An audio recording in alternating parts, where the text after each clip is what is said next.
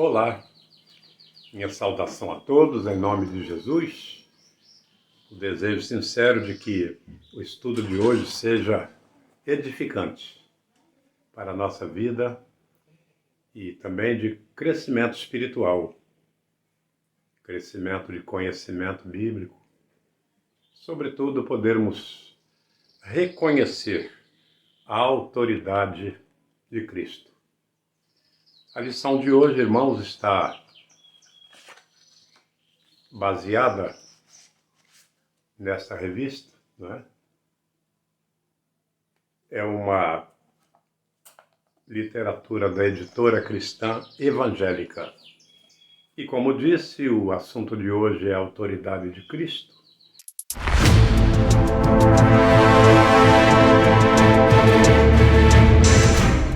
E está baseada no capítulo 5 do Evangelho segundo escreveu São João.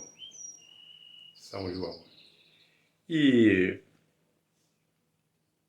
o texto nos aponta o versículo-chave dizendo o seguinte: em verdade, lhes digo, que quem ouve a minha palavra e crê naquele que me enviou, tem a vida eterna e não entrará em juízo ou em condenação, mas passou da morte para a vida. Meus irmãos, o alvo da lição de hoje, do estudo de hoje, é reconhecermos a autoridade de Cristo como o próprio Deus. Reconhecemos a autoridade de Cristo como sendo o próprio Deus. E vamos então tratar sobre momentos e formas, não é, que Jesus Cristo demonstrou sua autoridade e foi testemunhada, né?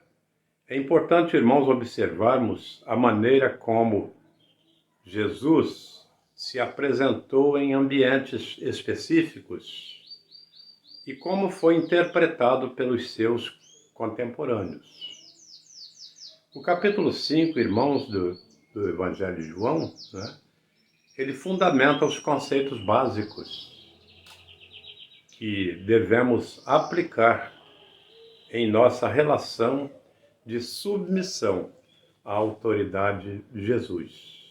Os fundamentos básicos, né?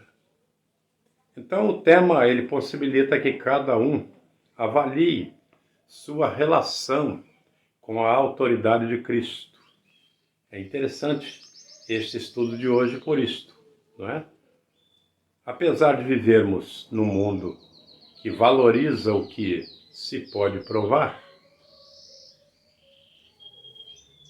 assim, né, o exemplo de Tomé, né? Nossa cultura ela tem certa atração por milagres. Ela tem atração por isso. E como podemos usar esse traço cultural a favor do Evangelho e da evangelização? É exatamente anunciando que o maior milagre é a salvação. O maior milagre é o milagre da salvação. É o milagre do renascimento, né, que Jesus apregoou para Nicodemos. O milagre do renascimento, né? É muito interessante isto. Então, irmãos, o poder de Jesus, o texto ele vai revelar que Jesus se dirigiu ao homem e deu ordem: levanta-te, pegue o seu leito e ande. Levante-se, pegue o seu leito e ande. Interessante isto, não é? Esta ordem de Jesus, essa autoridade de Jesus para com aquele paralítico. Muito bem, irmãos. Esta cura do paralítico, cujo nome não aparece, não é? Só o paralítico. E a controvérsia seguinte: o que aconteceu, o que resultou daquela cura, daquele milagre, né? Nós temos aqui o versículo 1 falando sobre o evento da cura. Começa dizendo, depois disto. Disto o quê? Disto porque Jesus havia curado o filho do oficial. E foi um milagre maravilhoso, que despertou a curiosidade e a fé. Não é só a curiosidade e a fé de muitas pessoas. E agora Jesus está passando ali por perto daquele tanque de Betesda, né? Tanque de Betesda. E o interessante é que Jesus ele sobe a Jerusalém e o escritor diz uma festa dos judeus, mas não diz que festa era, né? Não diz que festa era. Podia ser a festa de Purim, a festa de Purim. Podia ser a festa das trombetas, como também podia ser a festa da Páscoa, Provavelmente seja ou fosse a festa da Páscoa. Por quê? Porque a festa da Páscoa ela tinha um volume maior, uma expressão maior. E por outro lado, atraía milhares e milhares de pessoas e naturais e de peregrinos. E de peregrinos também. Muitos iam para comemorar a festa da Páscoa, até porque ela tinha um valor histórico muito grande. E muitos judeus, né, que habitavam em outras nações, em outros lugares, por esta ocasião, iam para Jerusalém. E ali ficavam comemorando a grande festa da Páscoa.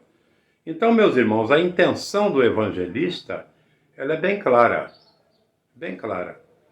Ele salienta a coincidência da visita de Jesus com a festa dos judeus.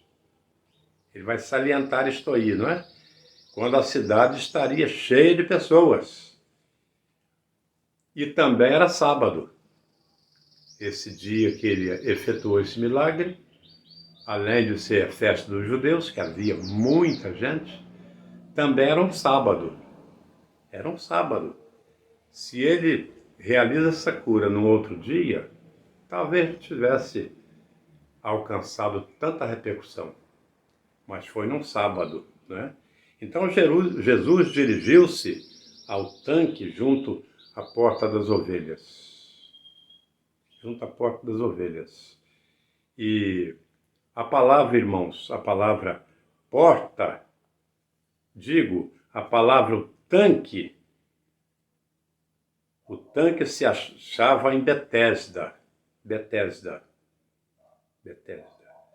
E Betesda significa casa de misericórdia. Betesda significa em hebraico, não é? Casa de misericórdia. Então o nome ele vai explicar, irmãos. O nome vai explicar, então, se explica, não é? Em os pórticos serem construídos como abrigo para os aleijados. Pórticos é como alpendres, né? São aquelas coberturas que ficam sobre as casas, indo até cobrindo as janelas, né? Indo assim a uma distância maior um pouco, tanto para abrigo de chuva quanto de sol, né? Então aqueles pórticos, eles eram construídos ali junto de Betesda, exatamente para servir como abrigo, porque muitos aleijados, eles ficavam ali tempos, né? Moravam ali. Alguns eram esmoleiros, né? Sobreviviam de esmolas e ficavam ali, esperando que um dia fossem curados. Então, meus amados irmãos, vai falar o verso 4 que a água era agitada. Tempo em tempo, a água era agitada. Resultado, irmãos, de atividades angélicas. O próprio texto diz que o anjo descia e agitava a água. E nós não podemos negar, não podemos ignorar que existem poderes invisíveis, né? Deus ele pode usar qualquer coisa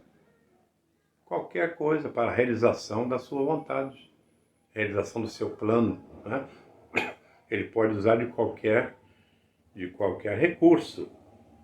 E é interessante, né? Porque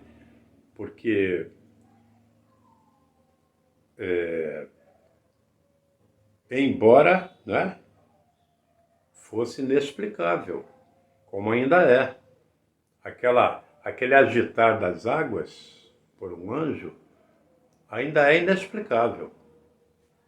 Não existe literatura bíblica que comprove, né, nem o feito dos anjos e nem o período, né? Dizia de tempo em tempo, mas que tempo era esse, né? Podia ser todo dia, não sei, dois meses, ano em ano, não sei. O que sabemos que este aleijado que é o ponto central desse estudo, né? Ele estava ali um bom tempo. E não confundamos 38 anos, quando já ouvi alguém pregar que aquele homem estava ali há 38 anos. Não existe comprovação disto. O texto diz que ele tinha 38 anos de idade. Ele era aleijado há 38 anos. O que não sabemos também se era aleijado de nascença ou por algum acidente, não é? Verdade é que ele não estava... A Bíblia não diz que ele estivesse ali há 38 anos. Até porque seria demais, né? Alguém esperar no mesmo lugar por uma cura há 38 anos. É muita coisa, né? Então, irmãos, o que deixa claro neste texto da cura que vamos passar a ver é exatamente a compaixão de Jesus. Compaixão. Ali havia muitos aleijados. Muitos. Mas certamente aquele fosse o mais sofrido, não é? O mais sofrido. Já que ele estava numa cama, significa que ele era inerte, né? Era imóvel. Os outros talvez estivessem em pé, sentados, né? Um braço aleijado, uma perna, pescoço, o que fosse. Mas aquele parece que a sua situação era mais clamorosa, né? Por isso Jesus vai a ele. Jesus vai a ele. E é muito interessante nós observarmos isto aí, né? Queres ficar são? Verso 6. Queres ficar são? O paralítico está tão acostumado ao seu estado, né? Seu estado que não sente mais, quem sabe, não sente mais o desejo ou talvez não tenha mais esperança, né? Esperança de recuperar as suas faculdades, né? Seus movimentos. Então, irmãos, a pergunta, né, de Jesus, o desperta aquele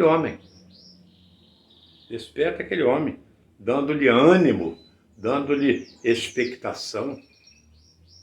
Queres ser curado? O homem leva aquele susto. Ninguém me leva para a água, estou aqui há um tempão, ninguém me leva. Como é que sem pedir agora alguém se apresenta, não é? Oferecendo uma bênção desta. Então, irmãos, a realidade, não é? E perfeição do milagre se evidenciam na obediência imediata daquele homem. Obediência imediata. Ele não ficou duvidando, mas quem é você? O que é isso? Não mereço? Papapá. Não. De pronto ele vai dizer por que quer ser curado e vai também justificar a sua persistência. A sua persistência. Né? É muito interessante isso, irmãos. Agora, o interessante também é observar o antagonismo, né, dos judeus. O antagonismo. Via de regra, quando nós vemos alguém curado, nós damos graças a Deus. Graças a Deus. Menos um pedinte ou dependente, não é? Ou marginalizado. Menos um. Menos um. Então o milagre ele foi operado no sábado. No sábado. Então o que causou mais revolta aos judeus não foi o milagre em si. Não, não foi. O que causou mais revolta aos judeus foi ter acontecido num sábado. Num sábado, né? Terrível, né? E isto, então, na verdade, este milagre no sábado, constituiu à vista dos principais dos judeus, à vista deles, né? Ao juízo deles, uma infração da lei, a lei mais rigorosa. A lei mosaica mais rigorosa era a observação do sábado. Interessante, né? Era a observação do sábado. Então o homem ele é interrogado, provavelmente, né, pelos membros do Sinédrio. Vão interrogar aquele homem. Vão acusar de profanar o sábado. Eles querem acusar Jesus de haver profanado o sábado. Né? O verso 10. Então, o mesmo que me curou, me disse. Não sei o nome de quem, não sei. Não sei o nome dele. Mas a mesma pessoa que teve o poder de me curar, maravilhoso, né?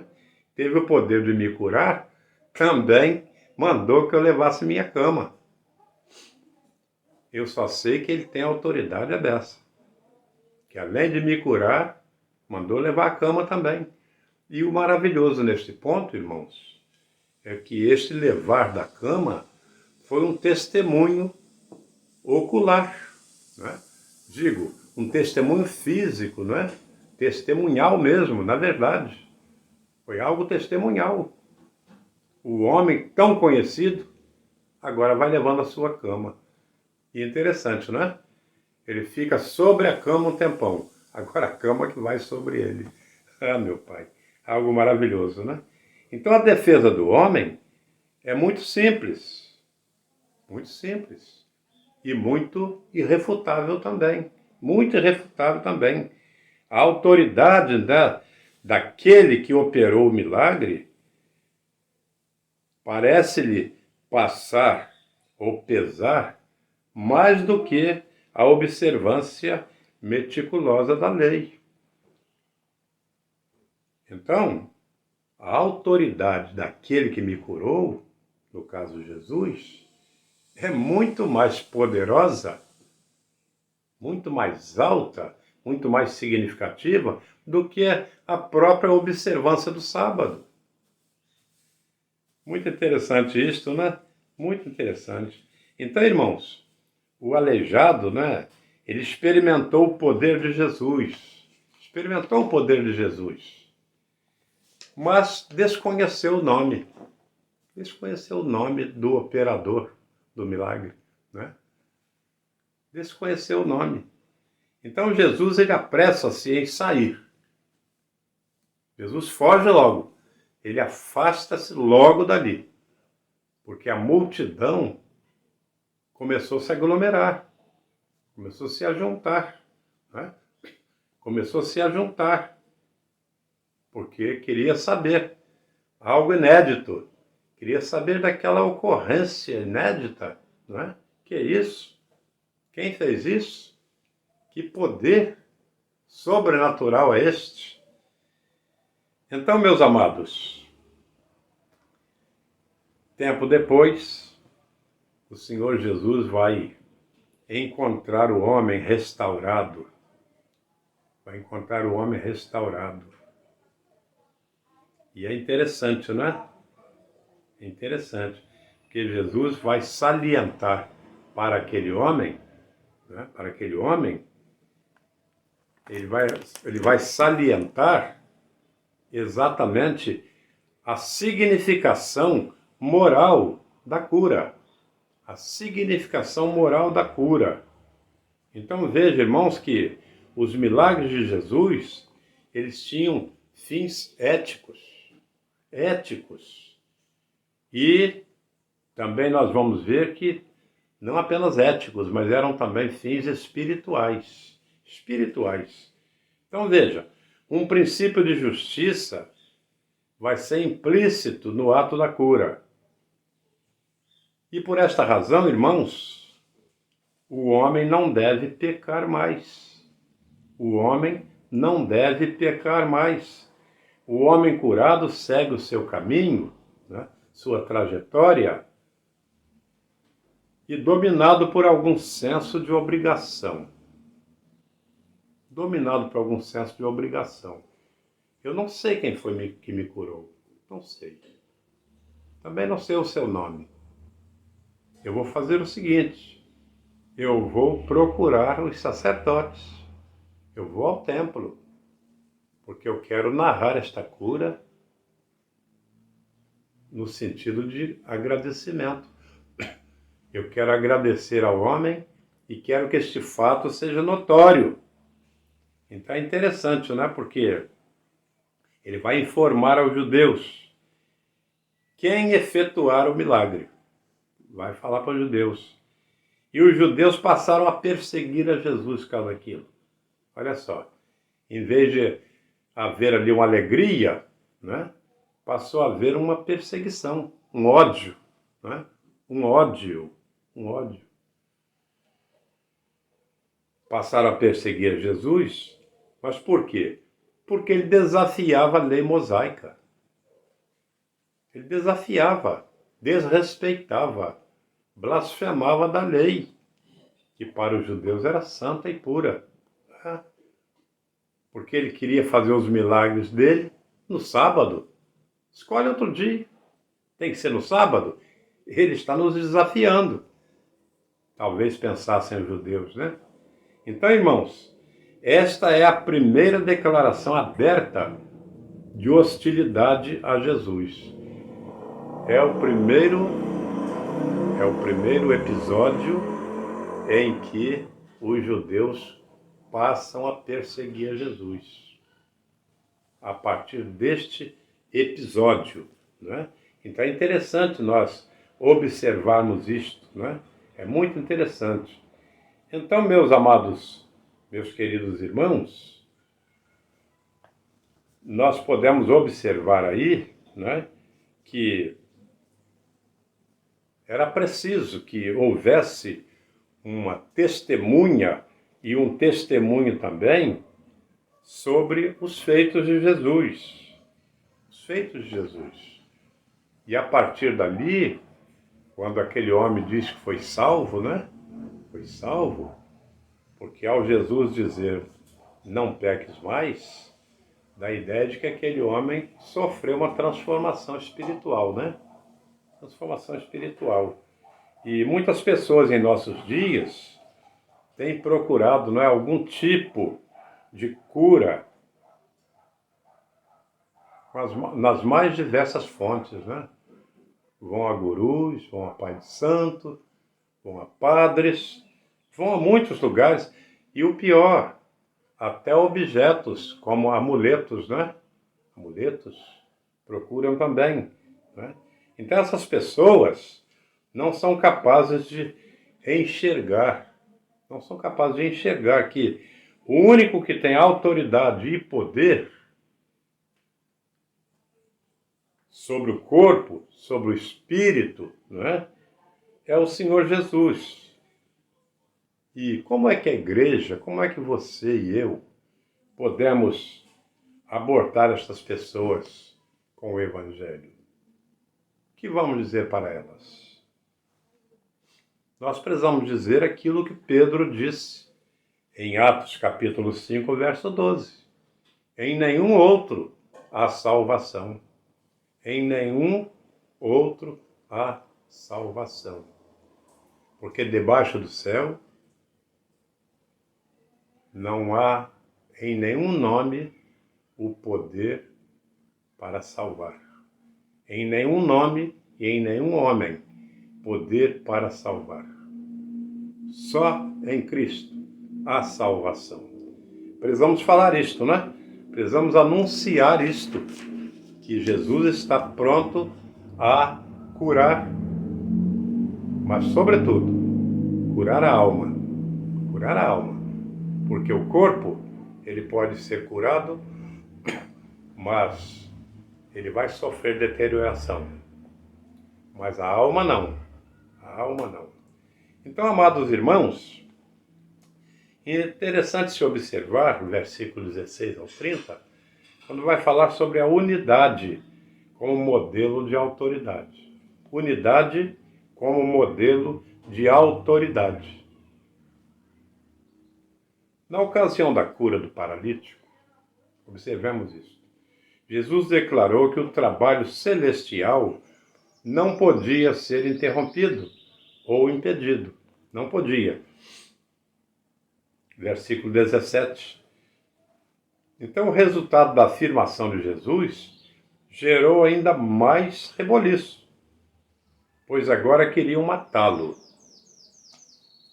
Não é que ele ficasse calado ou que não fizesse mais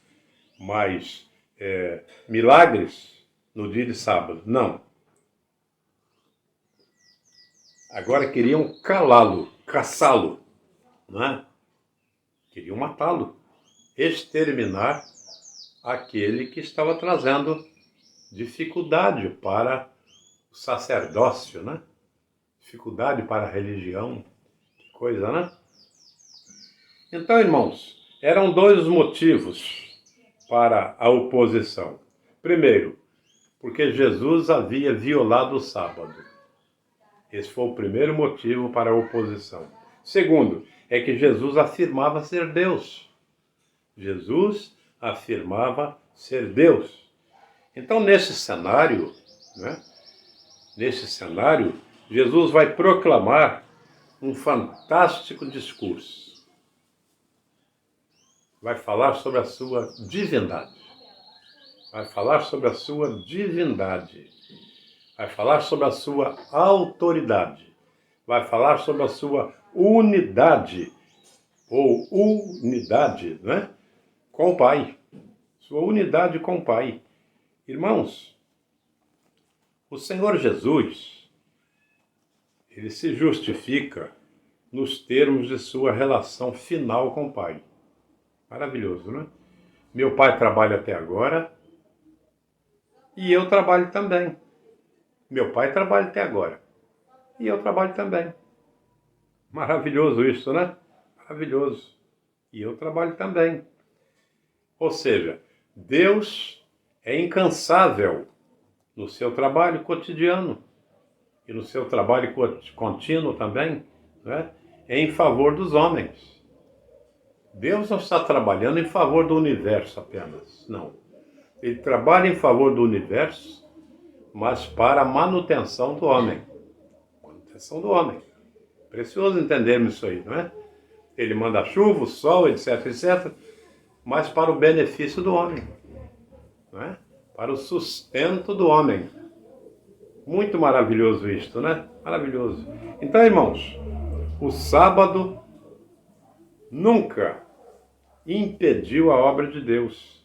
Também não deve interromper a obra do Filho.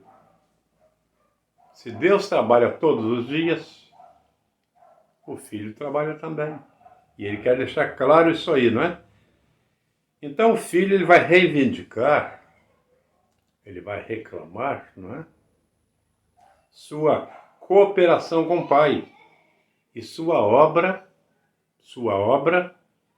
vai se coadunar, se completar, se conformar com a obra do Pai. Maravilhoso isto, né? Ou seja, ele vai realizar aquilo que o Pai realizaria. Não é? Então a atividade restauradora de Jesus, mesmo no sábado, não violou a lei. Não. sendo antes o cumprimento espiritual da sua verdade, da sua verdadeira finalidade. Ele não veio por causa do homem. São Lucas capítulo 4, ele vai dizer que ele veio para restaurar o homem. Veio para restaurar o homem. Ele não está violando o sábado. Não, ao contrário. Ele está até aproveitando o dia de sábado em benefício do homem, não é? Então os judeus, eles compreendem que Jesus reivindica para si uma relação única com o Pai. Reivindica para si. Ninguém está falando. Ele que está dizendo. É ele quem está dizendo. Então, veja, relação esta que admite uma unidade de ser e de agir, não é? E de agir, que não é menos, é bom pensarmos nisto, não é? Não é menos que igual com Deus. Não. Não é menos. O que representava na verdade, né? Representava, na verdade, para os judeus, né? A blasfêmia mais audaciosa. Alguém se dizer igual ao Pai é no mínimo uma audácia, né? Uma audácia muito grande, muito grande. E meus irmãos, porque é o Filho do homem. Este atributo foi transferido ao Cristo histórico, né? Ao Cristo histórico, interessante observar isso aí, a quem foi outorgada a autoridade para exercer juízo. Porque é o Filho do homem. Ele tem todo o juízo para agir,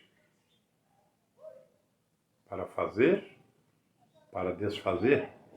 Então a expressão Filho do homem, interessante observar, vai se referir, provavelmente, à sua humanidade.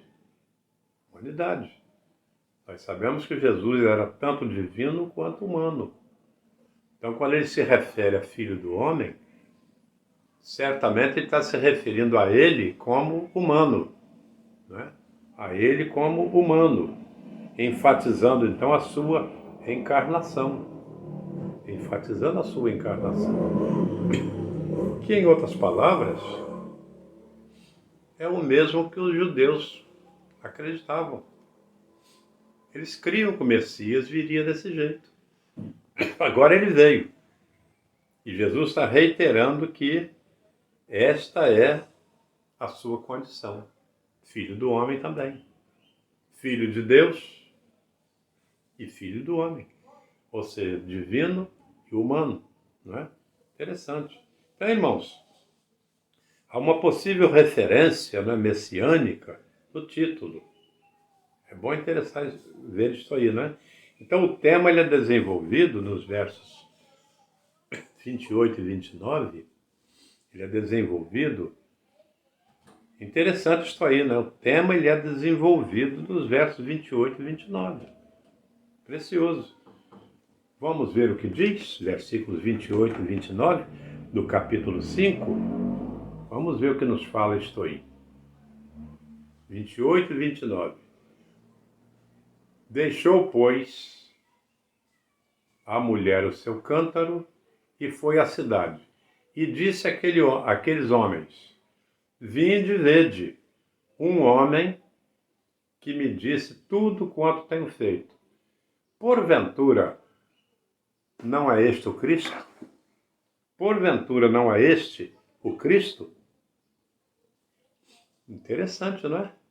Ela está vendo ali um homem que está falando com ela, mas ao mesmo tempo ela está indagando para aqueles homens, para ela também. Porventura esse não é o Messias? Esse não é aquele que veio de Deus? Este não é o ungido? Maravilhoso, né? Maravilhoso. Então, o teor geral, irmãos, é positivamente escatológico. Escatológico. Porque ela está olhando ali a um homem como sendo o Messias, isto é, o prometido, aquele que viria para resgatar, né? Para restaurar o povo. Restaurar o povo. Né? Então, irmãos, haverá um juízo final para separar, né, os bons dos maus. Versículo 29. Ou seja, separar o joio do trigo. E quando fala separar os bons dos maus, está se referindo exatamente a uma questão escatológica, ou seja, algo que virá na consumação dos tempos, ou dos séculos, ou então no final dos tempos. Isso que acontecerá, como Jesus falou, separação do joio do trigo. Interessante isto aí, não é? Então, meus amados irmãos, a autoridade de Jesus. É maravilhoso isso aí, a sua unidade, não é? Como modelo de autoridade. Ele está dizendo, então, que a sua autoridade está na sua unicidade com o Pai. Eu e o Pai somos um, por isto, e nisto repousa a minha autoridade. Nisto repousa a minha autoridade. Então, meus amados, interessante observar que pela fé, né, em Cristo, pela fé em Cristo, o homem ele recebe a vida eterna e muda sua realidade espiritual. Pela fé em Cristo. Nós vemos que aquele homem, aquele aleijado, né, ele teve fé suficiente. Ele não duvidou e também ele não discutiu. Não discutiu. Tão somente ele ouviu a palavra e atentou para a ordem. Levantou imediatamente. Não ficou conjecturando, será que eu vou pagar mico, né, diante dos outros aqui e tal? Não, ele teve a atitude de levantar. E pelo que se infere do estudo, da leitura, ele teve uma cura completa, né? Cura completa. Cura do corpo e da alma. Cura do corpo e da alma.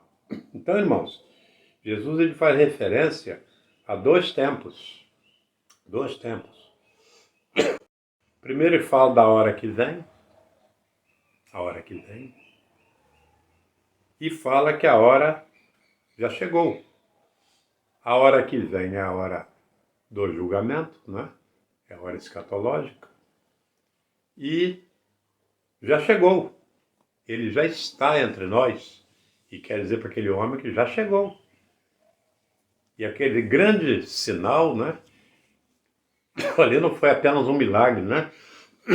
Aquilo foi um sinal de autoridade, um sinal de deidade, um sinal de divindade, não é?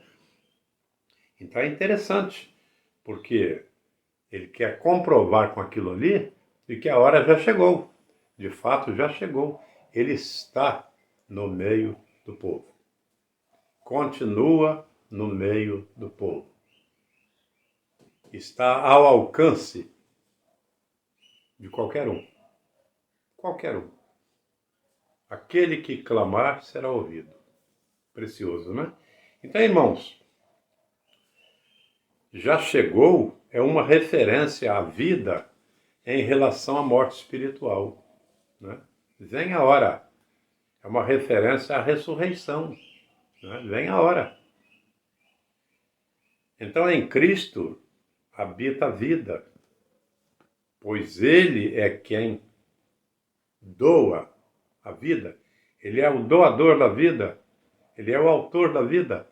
Maravilhoso, né? Versículo 26.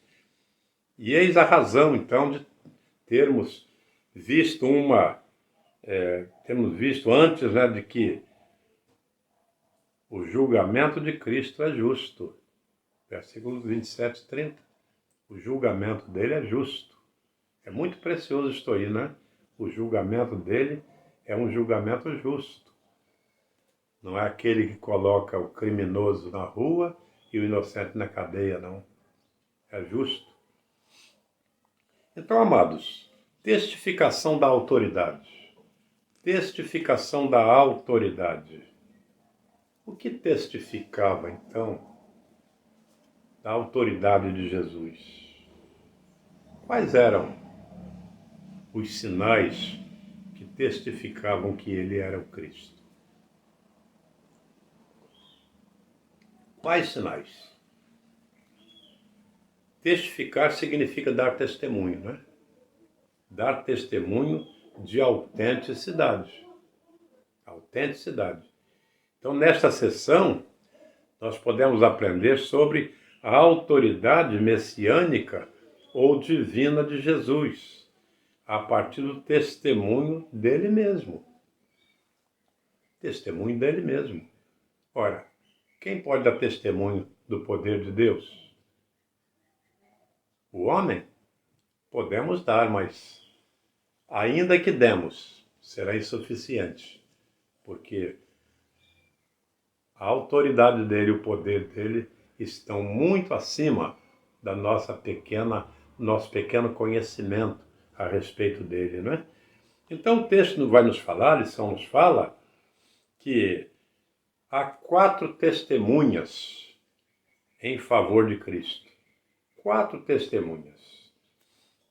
Então veja, os irmãos, que na lei judaica, né, a lei mosaica, o testemunho em prol de si mesmo não tem valor. Quando eu digo a respeito de mim mesmo, não tem valor, né?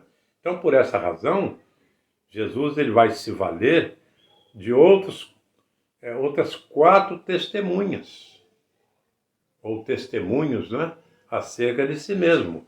Muito interessante isso. Então, primeiro, ele vai falar que a primeira testemunha é João Batista. É João Batista.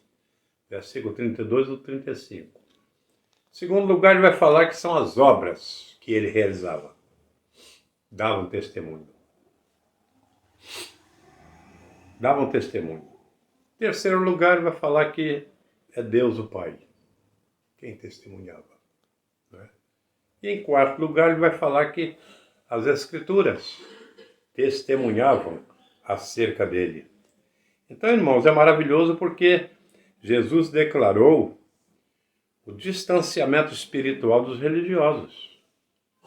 Distanciamento espiritual dos religiosos. Verso 38. Eles conheciam as letras do texto, conheciam a lei muito bem, mas não conheciam o Deus do texto. Conheciam a lei de Deus, mas não conheciam o Deus da lei. Tentaram de nada. Tentaram de nada. Era um conhecimento vazio, né? Conhecimento teórico, apenas. Apenas um conhecimento teórico. Meus amados, 4 testemunhas da divindade de Jesus. Interessante isso. Então, as reivindicações de Jesus se baseiam na sua relação única com o Pai. Única com o Pai. Jesus não exerce sua autoridade independentemente. Não. Seus juízos, eles refletem o seu conhecimento perfeito dos pensamentos de Deus, o Pai. Há uma unidade entre ele e o Pai. Há uma consonância entre o Deus Filho e o Deus Pai. Então vejam, irmãos, que as reivindicações ou as exigências de Jesus não repousavam, como não repousam, né, exclusivamente no seu próprio testemunho. Não precisava que ele tivesse testemunhos externos de outrem, mas ele vai se valer disto, para que não pairasse nenhuma dúvida nos corações. Maravilhoso isso. Então, sua autoridade, ela vai revelar a autenticidade, através de sua íntima relação com o Pai. E desta maneira, seu testemunho, ele se fundamenta no testemunho do Pai. No testemunho do Pai. Observe uma coisa, meu irmão. No batismo de Jesus, João Batista o está batizando.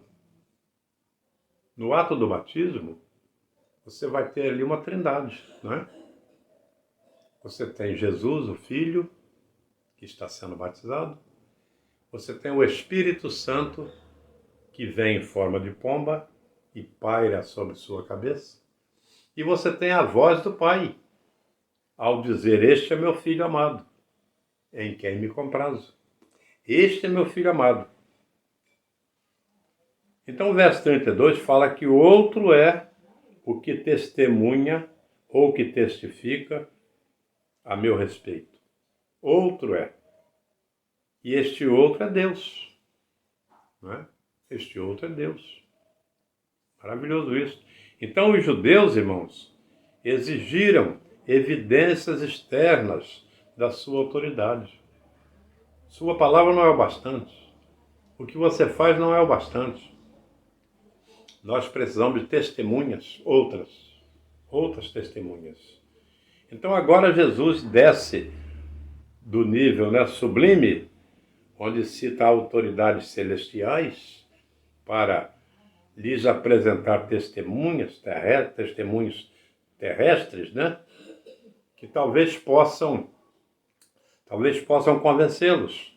Verso 34. Então João lhe deu testemunho, como de uma lâmpada que ardia e lumiava. Maravilhoso isso, né? O verso 35. Uma lâmpada. Você é como uma lâmpada. Quando fala arder, não é? É bom colocar que naquele tempo não havia essa lâmpada, não é? Incandescente. Não. Lâmpada elétrica, não. Era a lâmpada que era tocha. Tocha com azeite. Então o fogo, ele... Então é por isso que diz que aqui era uma lâmpada que ardia. Isto é, um fogo, uma claridade que arde, né? Que arde. E alumiava. Significa que Jesus era aquela lâmpada que alumiava. Verso 35. E os judeus se regozijavam naquele testemunho à verdade. Interessante. Então, irmãos, João Batista, né? Ele mesmo diz que que não era a luz. Ele diz, né? João, ele não era a luz autossuficiente, não. Ele era a luz, e ele diz que ele era a voz do que clama no deserto, ele era o precursor, ele era o anunciador do Messias, mas ele não era a luz. Ele mostrava a luz, mas ele mesmo não era, em si mesmo, ele não era luz. Ele não era uma luz autossuficiente, né? Mas a lâmpada que precisava ser acesa primeiro. Então, talvez ele mostrasse: olha, tá vendo essa tocha aqui, ó, que está clareando tudo? Isso aqui é apenas um vislumbre, apenas um indicador de uma luz muito mais forte que está chegando, que há de iluminar o mundo. É precioso, né? Porque depois Jesus vai dizer que eu sou a luz do mundo. Eu sou a luz do mundo. Quem sabe estou aí concordando com a palavra de João, não é? De que ele era apenas uma fagulha, né? Fagulhazinha. Então, meus amados irmãos, os judeus, eles mostraram uma alegria quase infantil, né, com essa luz, sem entenderem bem a chamada solene ao arrependimento. Eles entendiam a luz, mas não entendiam bem a chamada ao arrependimento. Não entendiam bem. Então o verso 36 diz: eu tenho maior testemunho. Então, irmãos, aqui Jesus indica como testemunha as obras de poder de Deus. Eu tenho maior testemunho. Maior testemunho do que esses judeus que estão aí. Os religiosos falam, mas não fazem nada. Eu tenho. Eu não falo apenas. Eu falo e provo. Precioso, né? Precioso. Então, as obras de poder de Deus, né, permitindo assim que praticasse. Deus permitindo que praticasse. Então, serviram estas obras de Jesus, né, não apenas a da cura desse aleijado, como todas as obras ao longo dos seus 3 anos de ministério, serviram como evidência, não é? Evidência e confirmação da presença e do poder de seu Pai. E ele, na sua humildade, dizia: olha, eu não faço nada de mim mesmo. De mim mesmo não faço nada. Tudo que eu digo, eu não digo de mim mesmo, mas eu digo do que tenho visto e ouvido. Eu tenho dito aquilo que tenho ouvido do meu Pai. Maravilhoso isto, né? Chama atenção também, irmãos, né, ao testemunho duradouro, né, e contínuo que Deus deu sobre ele nas Escrituras do Velho Testamento. Então, no Antigo Testamento, nós temos diversas testemunhas, né? Diversos testemunhos sobre o Messias, sobre Jesus. Maravilhoso, né? Porém, os judeus estavam cegos. Eles defendiam tanto o Antigo Testamento, tantas profecias, tanto o Pentateuco, né? As leis, mas não conseguiam enxergar o significado daquelas palavras. Ou seja, aquilo que apontava o Antigo Testamento, não conseguiam, né? Estavam cegos. Cegos perante a glória divina. Cegos. Estavam surdos, né, quanto à sua chamada. Então o Senhor vem, como João começa ali o seu texto, veio para o que era seu e os seus não receberam. A chamada, não é? O Evangelho tem uma chamada, não é? Uma vocação. Maravilhoso, não é? Ó, todos que têm sede, vinde às águas. Isaías, né? Antigo Testamento. Todos que têm sede. No Novo Testamento, Jesus reitera o convite: vinde a mim todos que estáis cansados. Então não é para alguns, todos. E os judeus não reconheceram essa chamada, né? Essa vocação de Jesus. Eram escravos à letra da lei, né? Escravos ali. Observavam o tio,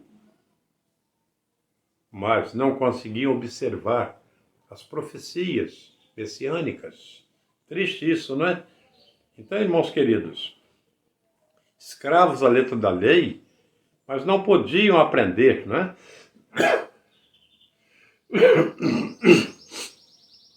Não podiam aprender o sentido espiritual das Escrituras. Não podiam aprender sobre o sentido espiritual. E é muito triste, irmãos, quando está se falando sobre a palavra de Deus, o plano da salvação, e as pessoas não conseguem entender. Não conseguem entender. Mas é assim mesmo. Os ouvidos estão fechados, né? Estão fechados para não entender a palavra. Eles ouvem, mas não entendem. Ouvem, mas não entendem a palavra, não é? Então, irmãos, prova suficientemente disto se vê, então, na sua falta de fé. Falta de fé no Messias, verso 38. Sua falta de fé no Messias. Criam piamente em Moisés, nos profetas. Criam piamente, mas não podiam crer no Messias, conforme veio. Estavam e continuam esperando o seu Messias. O Messias segundo a sua maneira de ver e de crer. Não sob a maneira de ver de Deus, que no tempo próprio já mandou, né? Já mandou o Messias, já mandou o Salvador do mundo, né? E isto é muito precioso observarmos esta verdade.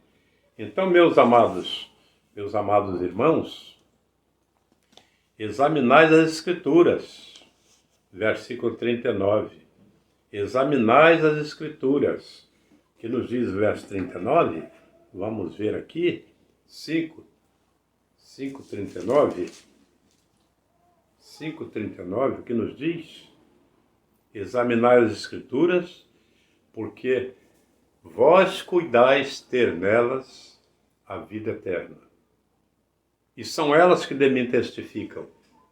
Algo precioso, não é? São elas que de mim testificam.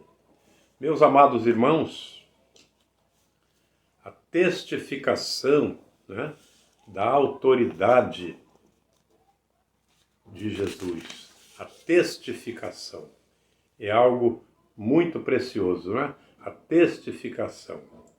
Né? Mas nós vemos que há 4 impedimentos à fé em Cristo. Versículo 41 a 47. Em primeiro lugar, a divergência sobre o amor de Deus. A divergência sobre o amor de Deus. Sei que vocês não têm o amor de Deus. Conheço vocês. Eu conheço vocês. Sei que vocês não têm o amor de Deus. Versículo 42. A descrença na palavra de Deus.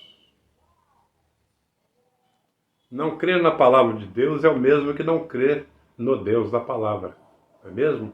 Desprezo a glória de Deus. Verso 44. Desprezo a glória de Deus. Não atentam para a gloriosa pessoa de Deus. E em quarto lugar, a diferença, não é? Na interpretação bíblica. Diferença na interpretação bíblica. Toda a Escritura aponta para Cristo, de algum modo. Toda a Escritura, verso 46, aponta para Cristo. A questão não era o texto, mas como o texto era interpretado. Versículo 47. Meus amados irmãos, examinai as Escrituras, verso 39.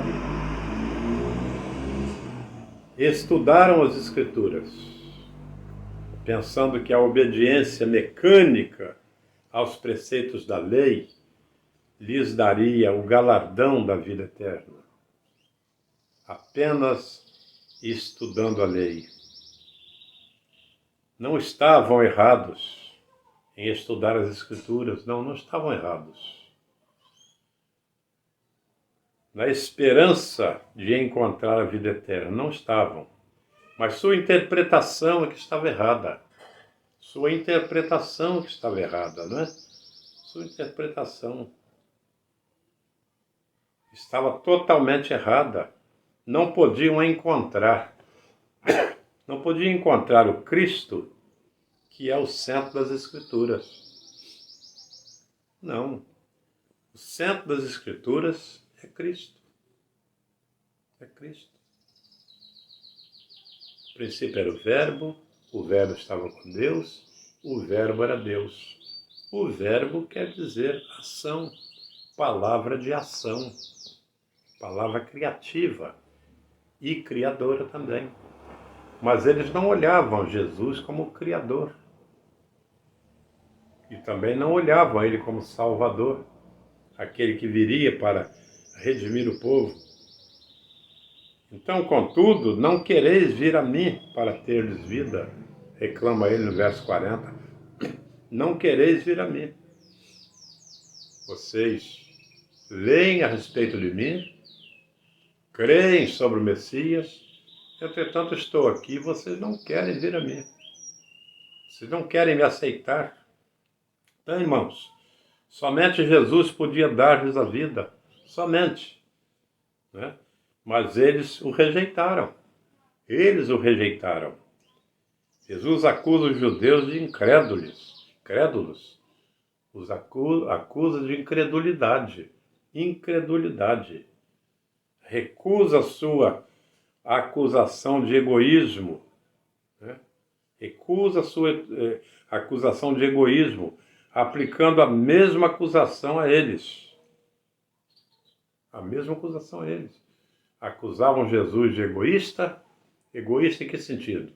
Ao dizer que a glória era dele, o poder era dele, e que ele fazia, que acontecia, que ele era o Filho de Deus, tudo ele. Entretanto, agora Jesus está transferindo esta acusação para eles mesmos. Vocês é que são egoístas. Vocês quem são egoístas. Se amarram a lei é sua, os mandamentos são seus, o Velho Testamento é seu, entretanto, vocês não me reconhecem. Vocês não me reconhecem como Messias. Não recebe, como os judeus, a adulação e a glória dos homens. Né? Jesus ele não veio para ser adulado, para ser elogiado por homens. Não. A glória dele não estava ali. A dos judeus, sim. Sim. Olha aquele homem que entra no templo, né? Dizendo que ele não é como os demais, que ele observava a lei, ele era dizimista, que ele entregava o tributo, né, o dízimo, até do tempero da horta. Ora, acusação de toda incredulidade e antipatia, né? Neles é a falta do amor de Deus nos seus corações. Quando o homem recebe a Jesus como Salvador, sua vida é transformada. O foco é transferido, né? O homem é egoísta, o homem é egocêntrico, o homem acha que pode todas as coisas, até se encontrar com Cristo. Lembra-se de Zaqueu? Ele era muita coisa, muito rico, né? Muitos bens, tal, mas quando ele se encontra com Cristo, ele vê que sua teoria era falha. Ele começa a despir-se de tudo aquilo que o impedia de ter uma vida correta e feliz. Assim é o homem. Assim é o homem. O homem precisa de espelhar-se em Cristo. Em Cristo. Ver, não é, o modelo por excelência, que é Cristo. Viver como Cristo. Andar como Ele andou. Seguir as suas pisadas. Seguir as suas pisadas. Maravilhoso isto, né? Então os judeus estavam dispostos a atender às pretensões arrogantes de falsos profetas. Mas rejeitavam, irmãos, aquele que era vindo da parte de Deus. Rejeitavam. Então, irmãos, não é de admirar, pois que eles não queriam, de jeito nenhum, recebê-lo. Não é? Voltando lá à palavra de João, no início do seu evangelho, veio para o que era seu, mas os seus não o receberam. Não receberam. Não se dispuseram a abrir o coração para o Messias. Não. Evidente, irmãos, que precisamos entender isto aí, não é? Quando diz que veio para o que era seu, Ele está falando em termos de povo, não é em termos de pessoas individualmente, em termos de povo, né? A promessa de Deus foi de redenção do seu povo. Por isto, a parte B deste verso, João vai dizer: mas a tantos quantos o receberam. Então há muitos que receberam a Jesus. E podemos observar que em todas as ocasiões que ele realizava milagres, sinais, vem sempre um complemento dizendo: e muitos creram nele. E muitos creram nele. Sinal que não foi a totalidade dos judeus que o recusou, não. Mas aqueles que estavam cegos para esta realidade. Então, meus amados, Jesus mesmo não os recusa, né? Não, digo, Jesus mesmo não os acusa, não. Um deles os acusará. Um deles os acusará. Ele está se referindo aqui exatamente a Moisés, né? Moisés, em quem tendes firmado a vossa confiança. Meu Pai, olha só, confiando num homem, confiando num homem, confiando em Moisés para a sua salvação. E é interessante porque Jesus depois vai dizer que maldito é o homem que confia no homem. Não devo confiar em você, meu irmão? Não, não é isso que Jesus está falando. Ele está falando para esse sentido aqui, o sentido da salvação. Aqueles judeus estão confiando que Moisés, pela lei, lhes daria salvação.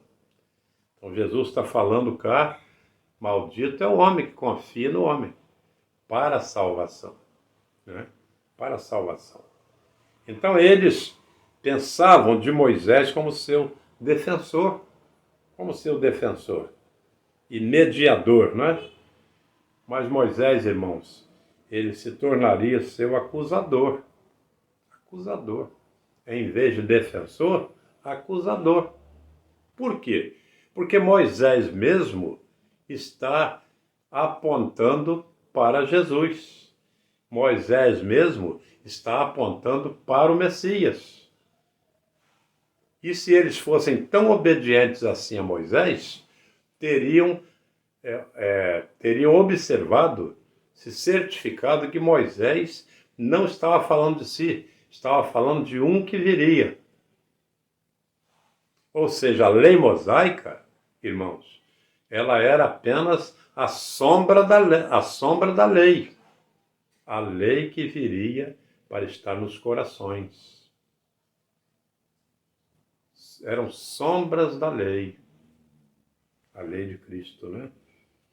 Então, meus amados, Moisés se tornaria seu acusador, em consequência da sua deslealdade à mensagem básica da dispensação mosaica,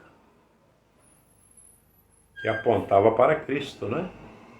A dispensação mosaica, quando nós falamos de dispensação, está se falando há períodos em que Deus fez promessas, né? Então nós temos a dispensação diluviana, ou seja, do dilúvio, em que Deus promete que em Noé estaria renovando o mundo. Depois você tem a dispensação em Abraão. Deus está falando que nele todas as famílias da terra seriam abençoadas. Depois você tem outra dispensação em Moisés, que é a dispensação da lei, que estaria guiando o povo até a chegada do Messias. Enfim, e hoje nós vivemos a nova dispensação, que é a dispensação da graça de Cristo. Dispensação, irmãos, é aquilo que é dispensado. Deus dispensou uma graça. Deus dispensou um favor, né? Então isto quer dizer dispensação, né? dispensação. Então é precioso que, se tivessem, de fato, percebido o sentido real da lei de Moisés, ter-lhe-iam dado guarida, né? Teria dado guarida ao que Moisés falou. Entretanto, não foi bem assim, né? Então, irmãos, o versículo 47 nos dizer que, se não conseguiram compreender os ensinos de Moisés, como poderiam, então, jamais aceitar a mensagem de Jesus Cristo? Como poderiam? Se não conseguiram entender o que Moisés dizia, como é que poderiam aceitar a mensagem de Cristo? De jeito nenhum. Seus corações estavam empedernidos, estavam cauterizados, né? Cauterizados. E assim é, meu irmão, aquele que vê na lei, né, os rudimentos da fé. Não. A lei durou até João. A lei e os profetas duraram até João, de Jesus. Mas a lei acabou? Não. A lei que apontava o caminho da salvação durou até João. Porque agora a salvação já chegou. Não precisa mais da lei para apontar o Messias, porque o Messias já chegou. Ele já está entre nós. Basta tão somente que nós o aceitemos, que deixemos de lado os rudimentos da lei e passemos então para a realidade da graça, né? Precisamos atentar para isto. São valores que não podemos abrir mão. Não podemos abrir mão. Todo aquele que fica muito apegado a tradições, a letras, não pode vivificar o seu espírito, não pode renovar a sua alma. É preciso ter a mente aberta para entender a palavra de Deus e o coração aberto para crer na palavra de Deus. E também no Deus da palavra.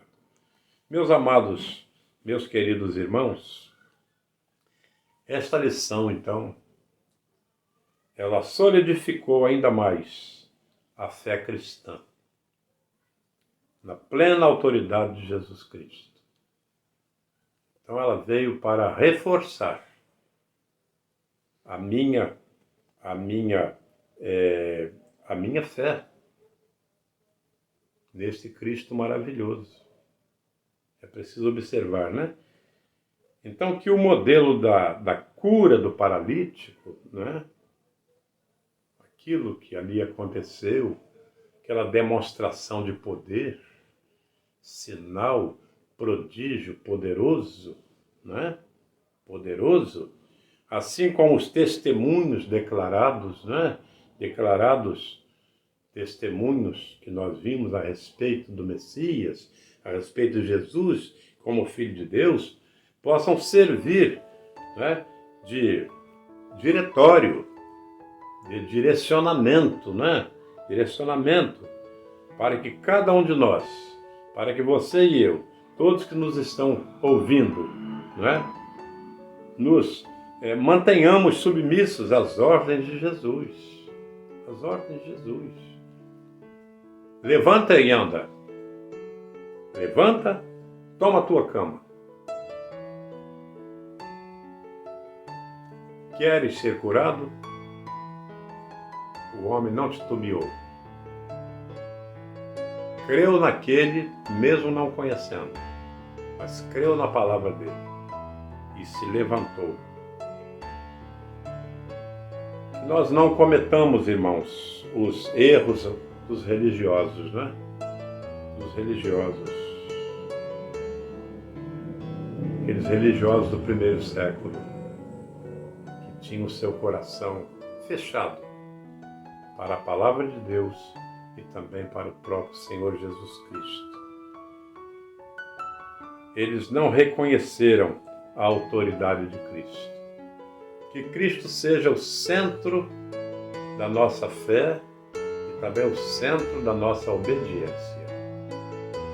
Sejamos cristãos crentes e obedientes a tudo quanto a palavra nos indicar.